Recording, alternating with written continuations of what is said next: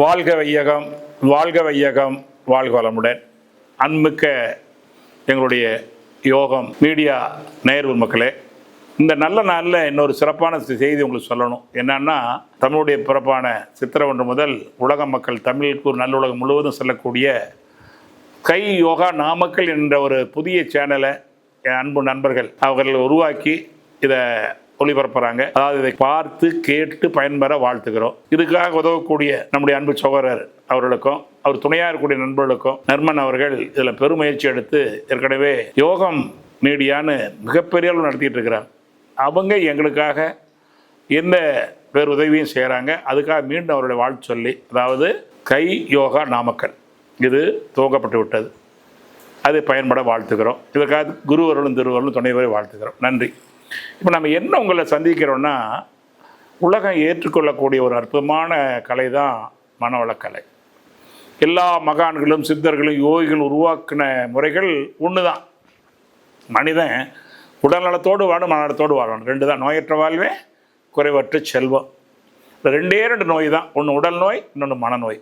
உலகம் எங்கே பார்த்தாலும் சரி எடுங்க, எந்த மனிதர் எடுத்தாலும் என்ன சொல்லுவாங்க? ஒன்று உடல் நோய், இன்னொன்று மனநோய். நோயற்ற வாழ்வே குறைவற்ற செல்வம்.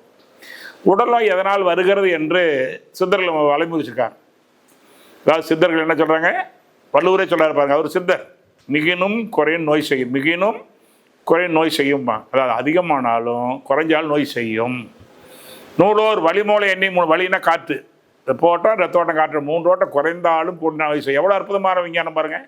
நீ மருத்துவமனைக்கு போனால் என்ன பண்ணுறாங்க? வெப்பத்துலேருந்து பார்க்குறாங்க, காற்றுலேருந்து பார்க்குறாங்க, பிளட் ப்ரெஷர்லேருந்து பார்க்குறாங்க. 3 தான் நடக்கிறாங்க. சித்த மருத்துவம் வாதம் பித்தம் சிலோத்துவம்பாங்க. உலக மருத்துவம் ஒன்று தான். அது என்ன வகையான மருத்துவமாக இருந்தாலும் சரி, எல்லா மருத்துவம் நல்லது தான், குறை சொல்ல முடியாது. அப்படி இருக்கும்போது மருந்தில்லா மருத்துவம்னு சிலர் கண்டுபிடிச்சாங்க. அதான் யோகா ஆசனங்கள். யோகா ஆசனம் இன்றைக்கி 187 நாடு ஒரு மனம் ஏற்றுக்கொண்ட அற்புதமான ஒரு தீர்மானம் 2014ஆம் ஆண்டு ஜூன் 21ஆம் தேதி உலகம் முழுவதும் செய்கிறார்கள். அது சர்வதேச யோகா தினம். சென்றாண்டு அதை தாண்டி இன்னொன்று வேணும், உடலுக்கு மட்டும் போதாது மனதுக்கு வேணுங்கிறனால தான் உலக மெடிடேஷன் டே, தியான நாள்னு டிசம்பர் 21ஆம் தேதி. பாருங்கள், இந்த புண்ணிய பூமியுடைய பெருமை எண்ணி பாருங்கள். ஏன் ஜூன் 21, ஏன் டிசம்பர் 21? இந்த 2 நாள் தான் சமநோக்கு நாள். அது இரவு பகல் சமமாகிற ஒரு 2 நாள் எதுன்னா இந்த 2 தான். உச்சராயம் தட்சராயன்னு சொல்லுவாங்க. ஆகவே உலகம் ஏற்றுக்கொண்ட அற்புதமான விஷயத்தை பற்றி வேதாத்திரி மகிழ்ச்சி அவர்கள் கூடுவாஞ்சேரியில் ஒரு ஏழை நெசவாளர்களுடைய 8வது பிள்ளையாக பிறந்து தன் வாழ்நாளில் தொழிலையும் செய்து கொண்டு பல மகானுடைய இணைந்து சித்தருடைய கவிகளை பாடி பேட்டு வளாருடைய அடிச்சோட்டை பின்பற்றி வள்ளுவம், திருமூலர், தாயுமான சமையல் போன்ற மகானுடைய வழிமுறைகளிலே ஆய்வு செய்து மனித குலத்துக்காக எளிமையான உடற்பயிற்சி, எளிமையான தியான பயிற்சி, அற்புதமான காயக்கல்பம், அகத்தாய் 4 பயிற்சி, இதெல்லாம் பயிற்சி தான். இங்கே ஒன்று போதின மார்க்கம் அல்ல.